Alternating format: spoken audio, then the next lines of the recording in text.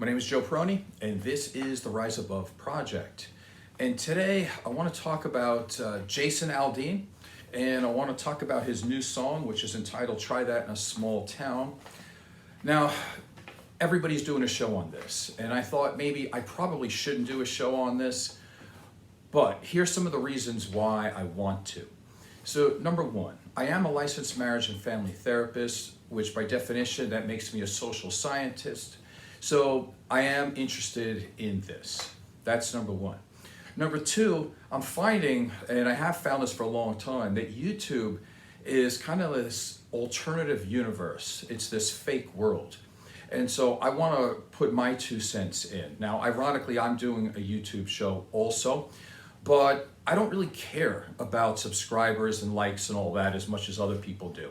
I have a job, I make money, I don't need to make money off of this channel. It would be nice, but I have not monetized it in any way, shape, or form. So what do I mean by this?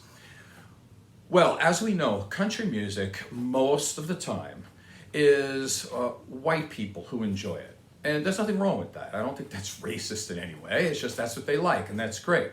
But as I'm going through these YouTube channels about Jason Aldean, I'm seeing person after person who is black, and they're doing all these Jason Aldean shows where they just love what he does, and they're big country music fans all of a sudden, and they definitely support him, and all of a sudden they don't know why another black person might think that his video is racist in some way, or that it might offend somebody. So I'm not believing any of this, okay? It's an alternative universe where a bunch of people are trying to make money by grifting, basically. Now, a little bit off the topic, but not really. I'm a huge classic rock fan. I like all your basics, the Beatles, the Rolling Stones, the Who, Led Zeppelin, Pink Floyd, Queen, you name it. But I'm the biggest fan of the Who. They've been my favorite since I was a little kid. And I can tell you this, I have seen the Who over 25 times. And I've shared that musical experience, that live experience with thousands upon thousands of other Who fans at these shows over the years, starting from 1979. And I'm not even including the plays and everything else that I've gone to over the years and the movies and all of this. And when I look up on YouTube for a Who video, and I'll look up a reaction video, it's always black people, again, who all of a sudden, they don't know who the Beatles are, they don't know Led Zeppelin, the Rolling Stones, or Queen, and then they have Who videos, and then they start all of a sudden, oh, the Who's the greatest band ever, and we like them, and they're awesome, and all of a sudden now all these black people are listening to the Who, and it's not true. I've been to, like I said, all of these Who shows. And all of these shows put together, I've probably been around somewhere between, I don't know, 500,000 to 1 million other Who fans watching these shows all these years. And I don't think I've seen maybe even one black person at any show. But all of a sudden now they're all big Who fans on YouTube. No, they're grifters. They're looking for money. They're looking for likes from other people who like that. And they think it's this interesting thing about how somebody maybe, I don't know, from a different background all of a sudden likes this. So there's this big push on the internet to lie your way into making money. So that's another reason why I think I should do this show. Not that my opinion is the most important, it's not, but I do have an opinion, and I also have a professional opinion, and that's definitely worth something. Now, I want to do an honest analysis here, and again, I want to do it of the song, but I also want to do it of Jason Aldean himself, because in order to understand the art, I think you have to understand the artist, or at least I feel you do. So my preference, my personal preference, is I like artists who write their own songs. I feel a very good connection to them, and I like to know where they're coming from, and I like to know about their authenticity when they're singing or they're playing, and I really could connect to that much more. There's a million artists out there like this that I enjoy. Neil Young, Cat Stevens, James Taylor. We lost Gordon Lightfoot not that long ago, but there's a whole bunch like that that are great because they can write their own music, they play their own music, and you know exactly where they're coming from. And when a new album comes out, you just want to know where their heart and soul is going to so you can go along for the ride. However, when we're looking at Jason Aldean, again, who's ever likes him, that's great, you can do that. He has about 10 albums out, and he's only been credited with writing 4 songs. So to me, I don't know if there's a lot of authenticity here, so that's why I'm not that thrilled with him anyway as an artist. The last song that he was credited with writing, I think, was back in 2009. And one of the songs that he performs, I'm not sure if he wrote it or not, to be honest with you, but he made a song about being happy to leave a small town, basically because it had nothing to offer him. The small town sucks, and so he wanted to leave it in his rearview mirror. And there you go. So like he's on one side of the fence saying something, and then in this particular song, he's saying something else. He can do that. He's an artist, and I totally get it. His song in no way, shape, or form should be censored. I don't believe in that at all.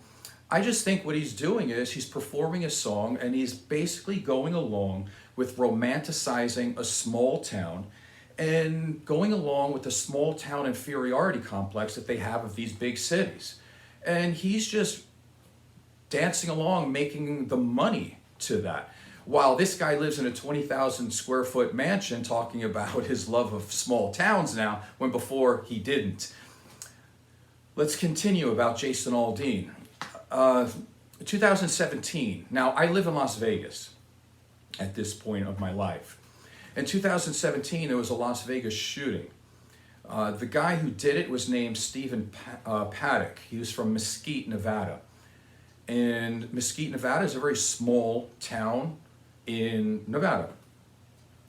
And again, this Jason Aldean thing saying he's a good old boy who was raised up right.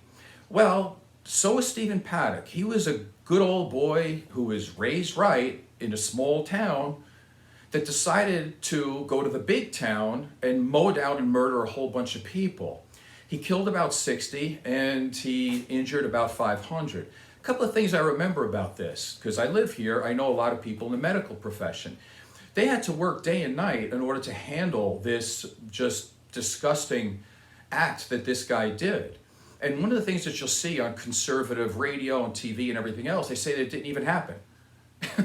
I'm like, what are you talking about? Like, I live a couple of miles away from where there were lines of people trying to give blood because of this situation. And there's people who believe that the Las Vegas shooting never happened. And so that's one side of it. The other side that's really interesting is that Jason Aldean had a perfect seat for this because he was actually on stage when the shooting happened. And what did he do? The thought that he thought that there was a gunshot is that he sprinted off that stage without saying a word. Now, I'm not saying that he should be the tough guy that he says he is in his songs. I don't expect him to be a superhero, but I do not expect him to be a coward either, because he did run off the stage. Now, if you think somebody's shooting, of course, you're going to run off the stage. I understand that. But as a decent human, when you're on stage, you know that that's a gunshot. When your audience members are watching, you know, the people who give you all your money so you can buy your 20,000 square foot house and live the life that you have, when those people are being slaughtered, those people didn't know that they were being shot at yet, because they don't hear it. They're hearing the stage, the music, and they don't know if that's part of the stage show of hearing those pops. They don't know. And who knows, depending on where you are in the audience, maybe you didn't hear them. But Jason Aldean did, so I don't mind it that he runs off the stage. What I mind is that he didn't grab the microphone, because he could have been off the stage and still use the microphone to say, there's a shooting happening. Get down, whatever, a call for help, do something.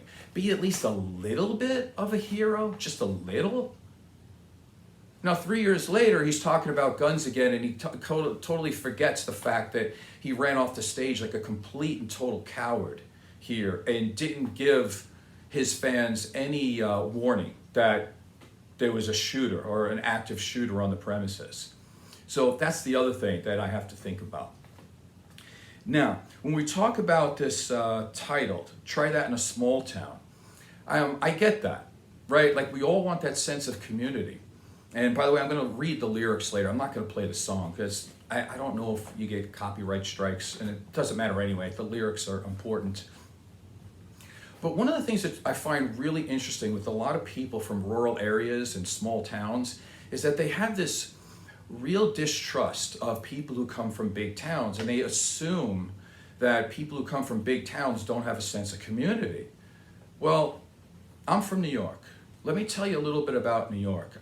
I grew up in two different towns. One was Elmont, Long Island, and the other one was Baldwin. Elmont is on the border of Queens. Queens is a borough. It's got like 2 million people in it.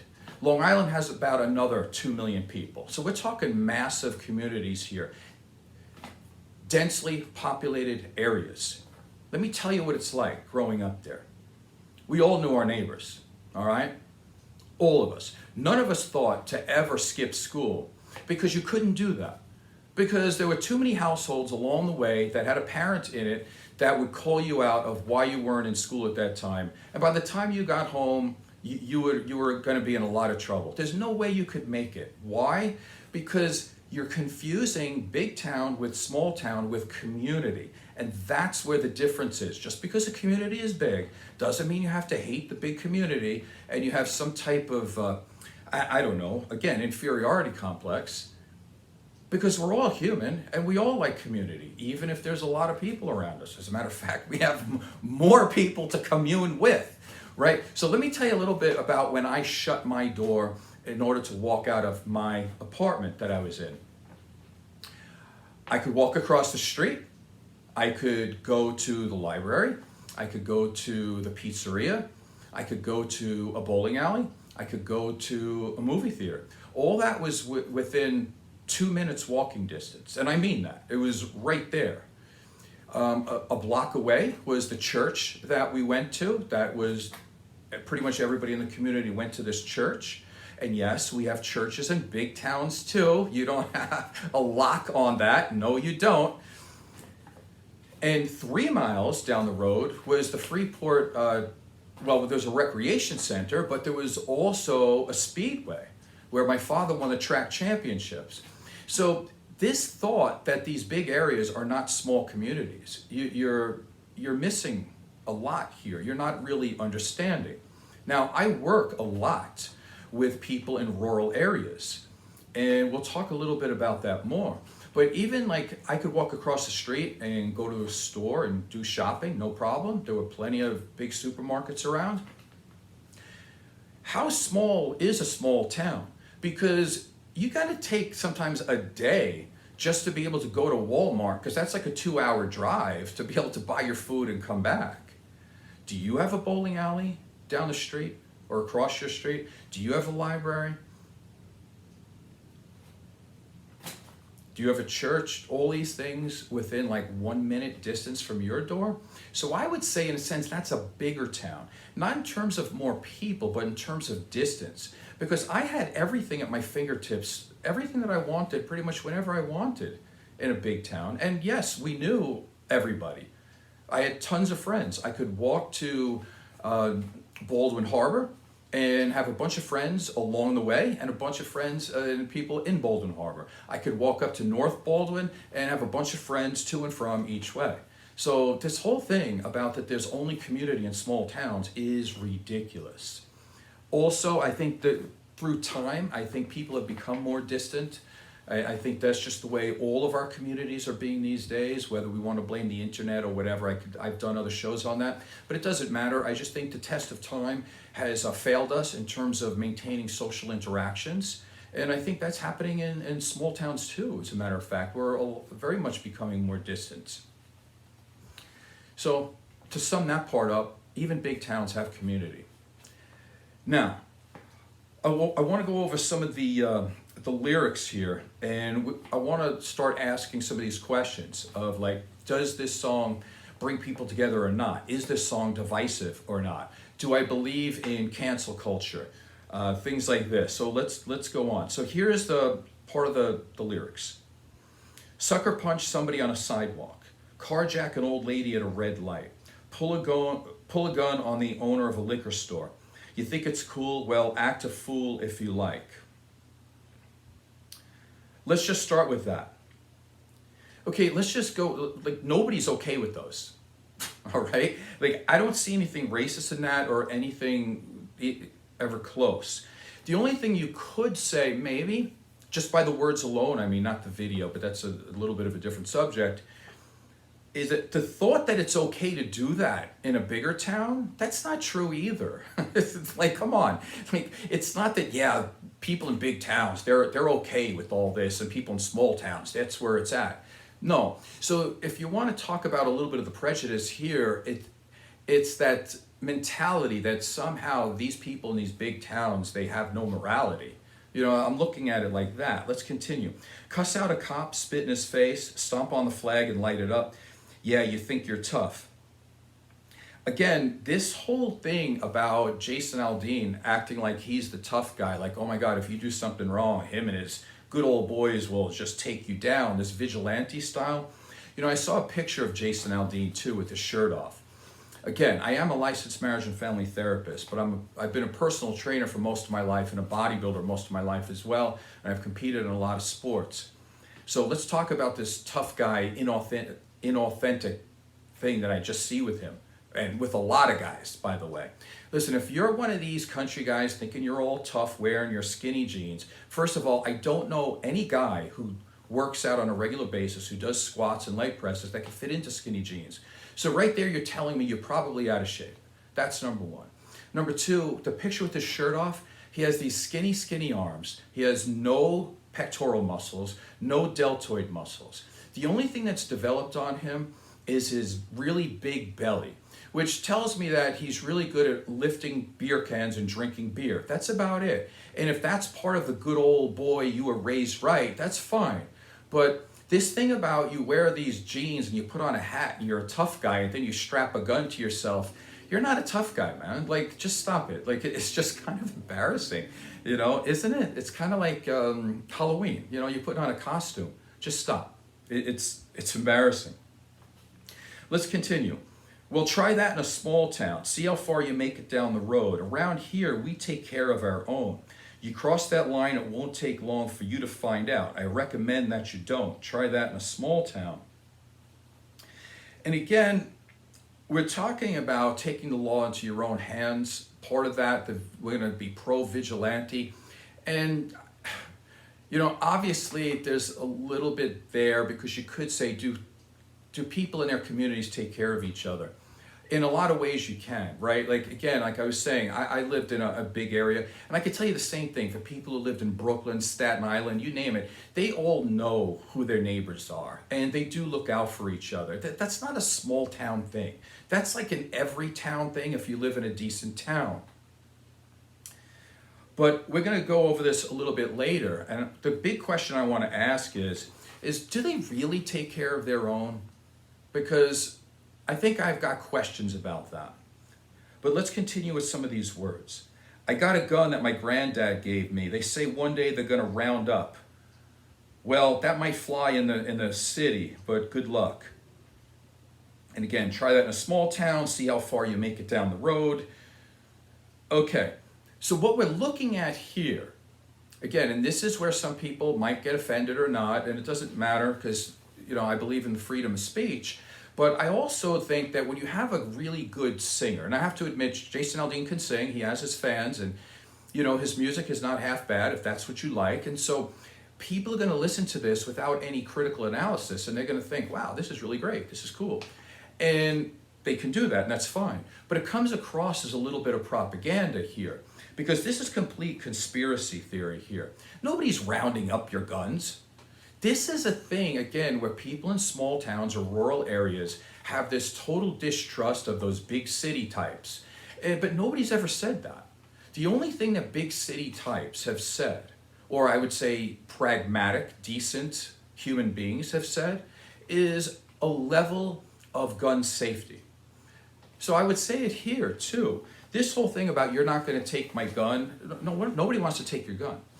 The only thing that some people have said, who are looking at it from a very pragmatic point of view, is, number one, don't you think we should have pretty extensive background checks? That's number one.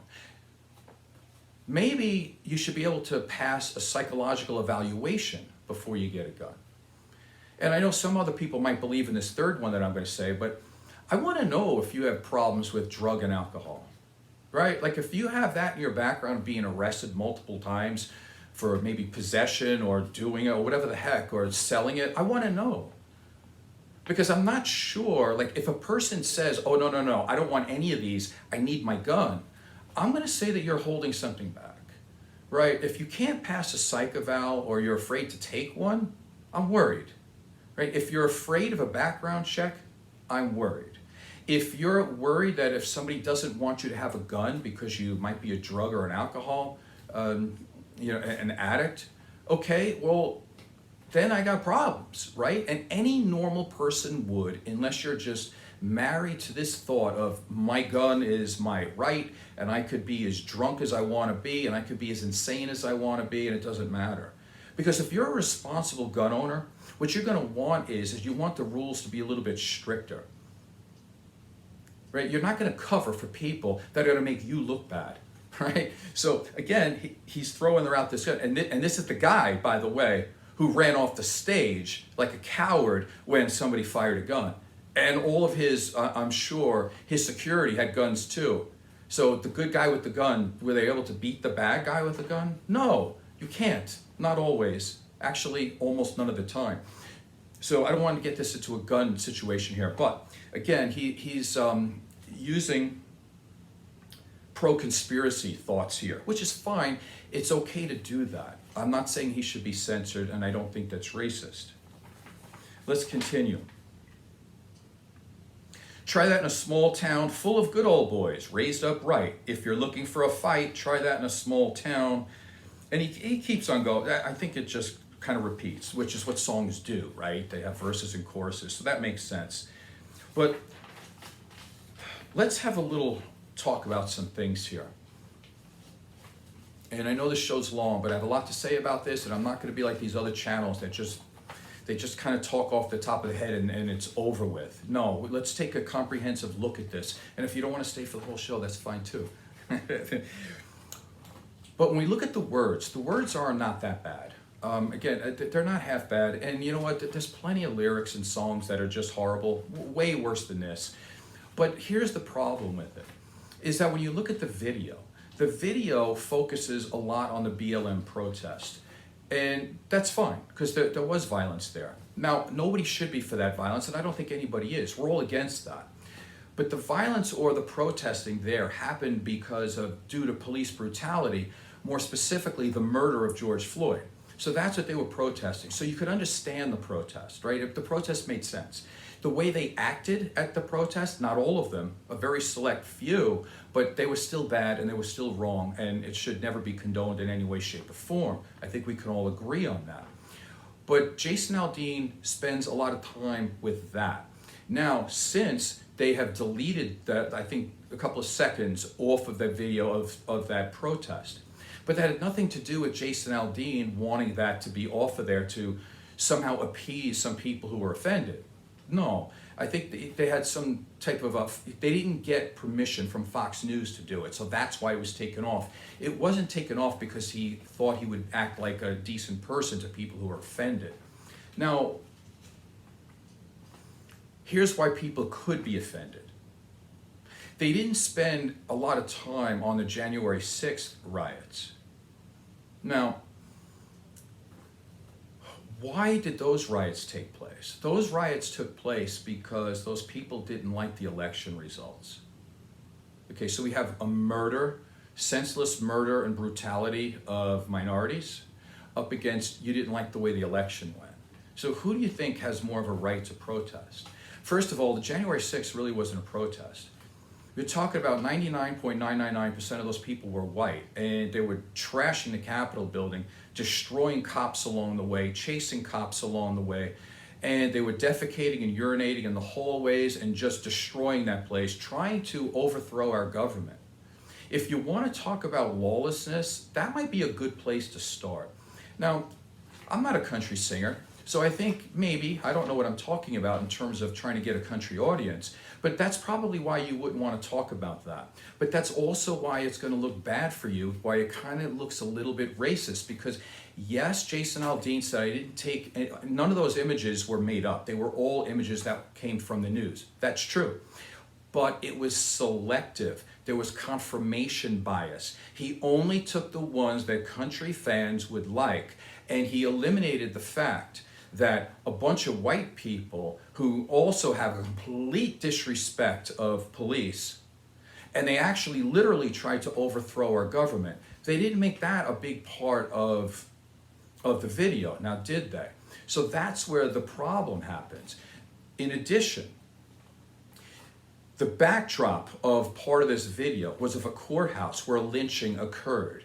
Now, it might be true that probably that happened a lot in certain places down south, so you might run into a situation where you didn't know that that happened at that particular one.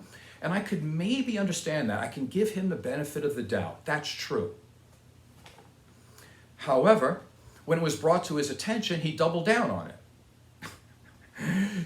If you are a person who's patriotic and you are a unifier, and you knew that people said, listen, where you're filming here, you're talking about vigilantism, and now you're talking about a place where white people did do their version of vigilantism by lynching a black guy with no trial at this very spot where you're filming. This is why we're offended by this. If you are a good, caring, decent human who really wants to get your word out and your music out and whatever else you want, your ideas out to a broad range of people, you would say that was an ignorant move on my part. I did not understand that. I did not know that at that time. Therefore, this is how I will make up for it. But he didn't do that. He doubled down and basically said, get over it, which would enforce that attitude that he had, that somebody would say that what he did was racism, and he did do it. Because in this song, you could say that there's a lot of dog whistles here, for sure. And there's a lot of that white people are understanding here, and black people understand it as well, of what's going on. No, he doesn't say, I'm a racist, but it does come across that way. Am I saying he's a racist? No. But I am saying, though, he's pushing the buttons of his country music fans that he knows that'll like this, that of course aren't going to hold him accountable for when he said he didn't like small towns, but that's a whole nother story. He doesn't care. As long as he makes money, that's fine for him. So let's talk about this idea. I know this show's long, but stick with me if you want, and you can tell all your friends too, because I'm going to hit things that other people are not hitting on, and so you can have some other arguments for your friends. So let's talk about this idea that the small towns, they take care of each other. They take care of their own. Try that in a small town, because it doesn't happen here. It's those really weirdos in those big cities. They're so violent and angry and drug-infested areas. You don't want to go there. Let's take a look at this. Here are the top 10 states for gun deaths by per capita. Well, let me spoil the news for you. New Mexico, which has voted liberal. I don't know if you call that a big state in terms of population, but Albuquerque, I don't know, might be considered to be a big city. But that's in third. The other 9 here in a row are Mississippi, Louisiana, Wyoming, Alabama, Montana, Missouri, Arkansas, and Tennessee. So you small states, small towns, rural areas, guess what? Gun deaths per capita, you own it. That's not the big cities. That's you. When are you going to take responsibility and stop lying? You're not the safe place. Far from it. Let's continue. The top 10 states for murder. I don't want to go through all of this, but I'll say 8 out of the 10 are states with primarily rural areas. Way to go. So again, you can write songs and say it's the big city that are the evil humans, and I'm not saying that they're evil in the small areas either. I'm not saying that. But if this is America and you want to unify people, let's just say the truth. 8 out of 10, you lead. Or the small areas, the small towns, the less populated states, 8 out of 10, you lead for murder. So don't go looking at New York. You're looking in the wrong direction. Let's continue. The blue states are less dependent upon the federal government than red states. Uh-oh. So now we start to get into this, do you take care of your own? Because when you live in these smaller towns and you figure out how much money they can make and how much they can pay in taxes, it doesn't compare to the amount of government assistance they need, their welfare, their disability, and everything else. I don't think they're called red for this reason, but technically they're red states because they're all in the red. They're all bankrupt. Most people there, or a very high percentage of people in these rural areas, are on government assistance. Who takes care of them? You say you take care of your own? No, you don't. The people who take care of the people in the small town are people like me who live in the big town, who makes more money, who pays more taxes, and a lot of those taxes go to the entitlements that these people in these small towns have. Again, the small towns have way more entitlements, and they have to deal with, they need government assistance way more than people in the bigger towns and bigger cities do. Again, that's not a put down. I work with, most of my work is done in rural areas. It's not a put down, it's just a fact. So you can't keep pointing the finger at these people in these cities saying how bad they are. We take care of your own. No, Big Daddy, people like me, I'm the one who's taking care of you. Stop. It's such a joke. And again, along the lines of, do they take care of their own? There's something called a brain drain. Now, I'm not saying this to be abusive or detrimental to anybody. It's an actual psychology term. If you're a person of value and you have a good skill in a small town, you have a high IQ in a small town, typically those people don't stay there. If you want to go to college and you want to get a good skill so you can share that skill with a lot of people in this world and to be able to extract money from a capitalistic country, most of the time you're going to leave that place. Again, just like Jason Aldean said, I'm going to leave it in my rear view mirror. And that's what a lot of people do. So there's a brain drain. So as we continue to do this, more and more people live in these small rural areas, these small towns, and the IQ goes lower and lower and lower because that's who they're breeding with. And anyone who's intelligent or has a lot of skill, they are trying to figure out a way to leave. Are you taking care of your own? No, you're going out in the world to get what you can get for yourself. Continuing. Doctors, for example. I have a lot of clients that when they need medical attention, they can't get it in these small areas. Why? Because they don't take care of their own. What do? They airlift them to the big cities, Reno or Las Vegas if you live in Nevada. And this happens all over the country. Who do you think pays for all that? So the big cities, or the people that in it, like me, have to pay my taxes to airlift people from rural areas. And you say you take care of your own? No, you don't. You do not. What if you have animals that you care about, dogs or cats? You're going to drive 5 hours to go to get veterinary attention? No. I don't even want to know what they do. They just leave their animals to die in pain? Probably. Or they do actually go to a vet, but where do you have veterinary services in rural areas? Most of the time they don't. Or they do, but there's just not enough. The same thing with therapy. That's why I end up doing teletherapy and working with a lot of people in rural areas because they don't have any services there, or they have very few services. So who's taking care of you? It's people in the big cities. You're not taking care of your own. Also, something else that people don't want to talk about. The percentage of child abuse is way higher in these small towns. The percentage of child neglect, higher in small towns. Percentage of spousal abuse, incest, all higher in these small towns. If you want to look at where the most sex offenders are, you got to go to the small towns, these rural areas. And it makes sense for a lot of reasons, right? Because first of all, they're felons, so they can't get good jobs. So you go to a place out in the middle of nowhere, and you're not allowed to be around certain areas like schools and things like this. So it's easier for them to be in rural areas. That's part of the problem. But again, it doesn't take away the fact that when they say that these small towns are these pristine, beautiful areas with no crime, it's a joke. Because you go into like the sex offender swamp is what you're doing in a lot of these places. Now, again, for the 50th time, I am a licensed marriage and family therapist. I am a mandated reporter. When I'm doing therapy with somebody and I hear or they tell me that there's sex abuse going on, I have to report that.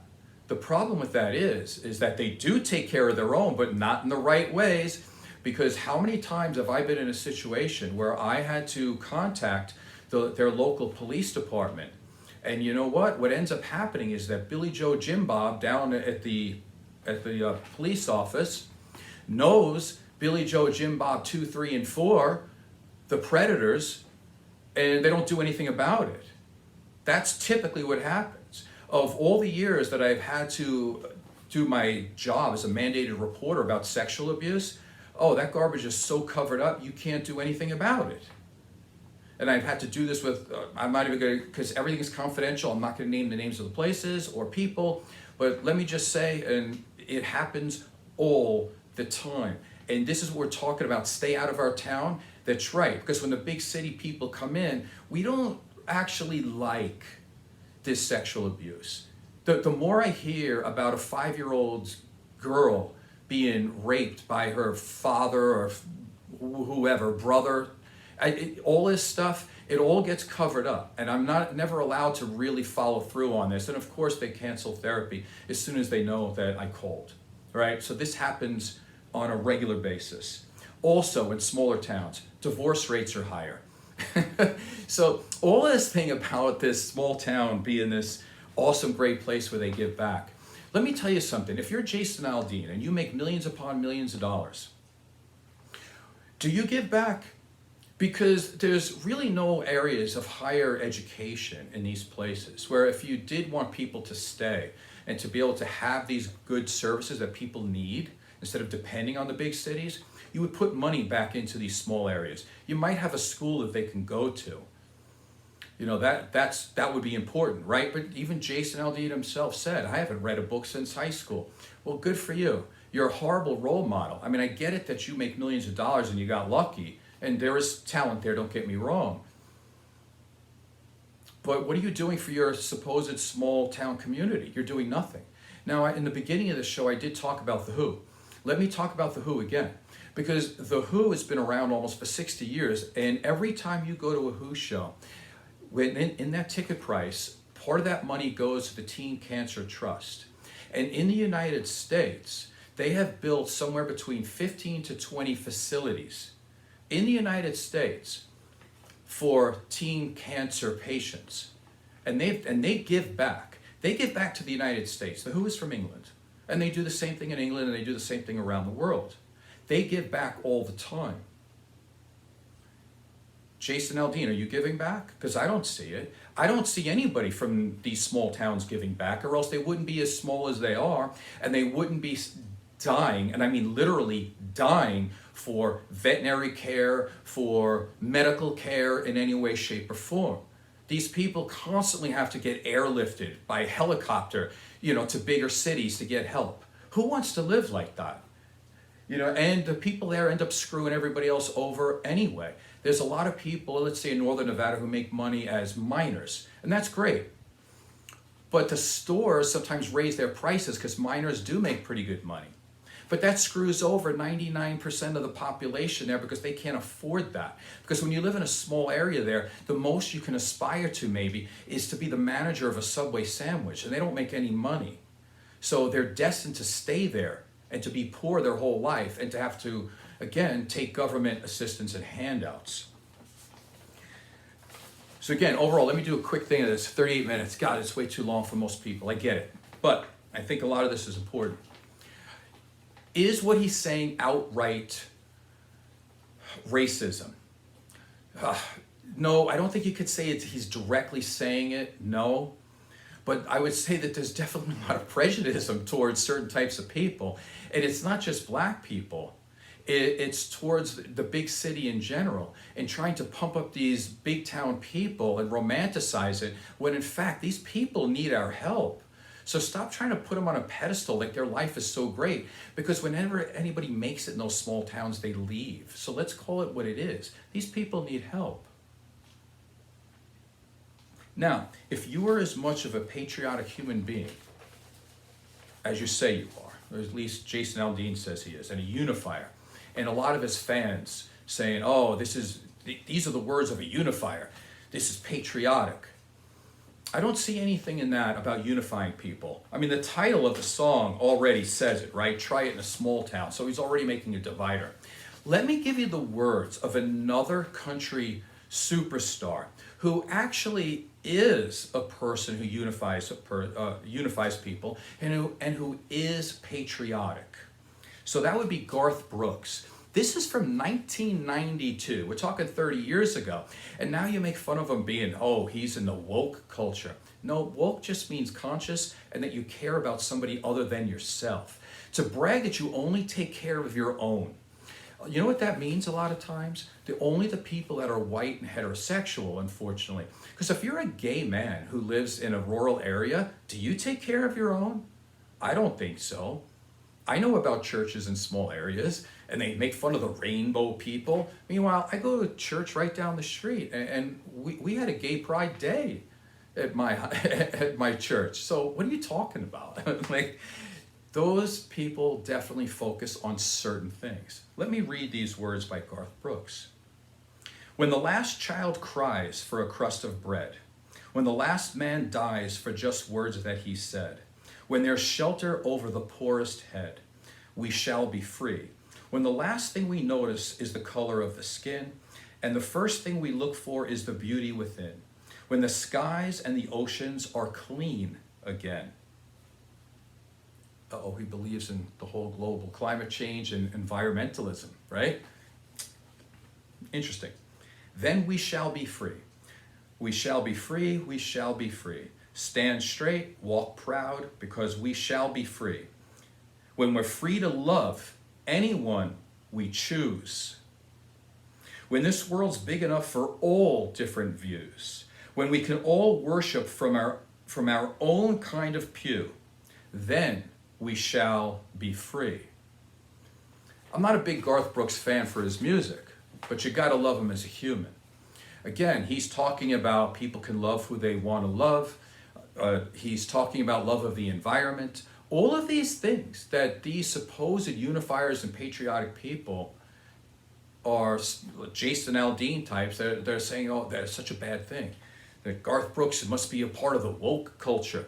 By the way, people like Dolly Parton and Johnny Cash are also, they were very open-minded and caring people that did not come across as racist.